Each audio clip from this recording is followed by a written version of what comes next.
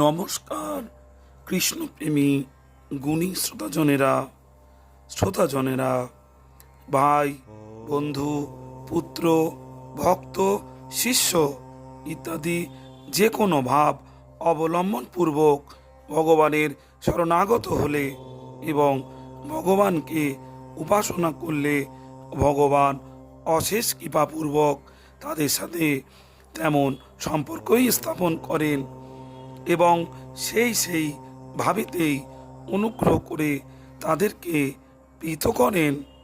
যেমন মাতা দেবকী, সখা অর্জুন, পিতা দশরথ, ভক্ত প্রহ্লাদ প্রভৃতি সকলেই ভিন্ন ভিন্ন ভাবেতে ভগবানকে পেয়েছিলেন।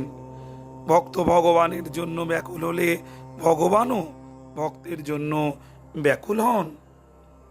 ভক্ত ভগবানকে ছেড়ে থাকতে পারেন না, ভগবানও ভক্তকে ছেড়ে থাকেন না। তিনি ভক্তের জন্যই অবতার রূপ গ্রহণ করেন। যে যেমন রূপে তাকে দেখতে পেতে চান তিনি সেই রূপেই তার সামনে প্রকট হন।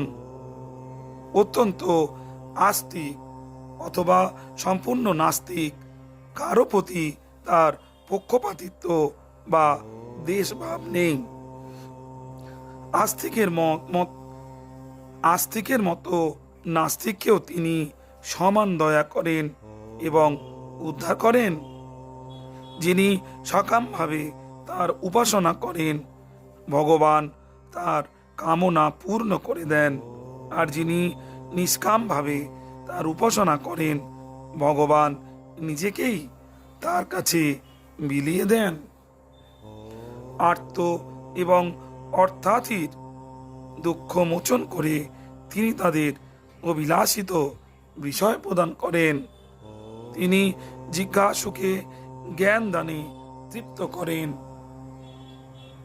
জ্ঞানী এবং মুমুক্ষুকে মোক্ষ প্রদান করেন। যিনি যা প্রার্থনা করেন ভগবান তা পূর্ণ করে দেন।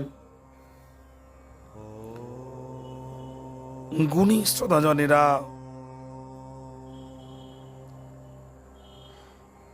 যিনি যেভাবে কৃষ্ণ ভগবানের উপাসনা করেন তিনি সেইভাবেই তাকে কৃপা করে থাকে। কৃষ্ণ সেবায় ব্রতী থাকুন, এই কলিযুগ থেকে অবশ্যই মুক্তি পাবেন। ভালো থাকবেন শ্রোতাজনেরা। নমস্কার।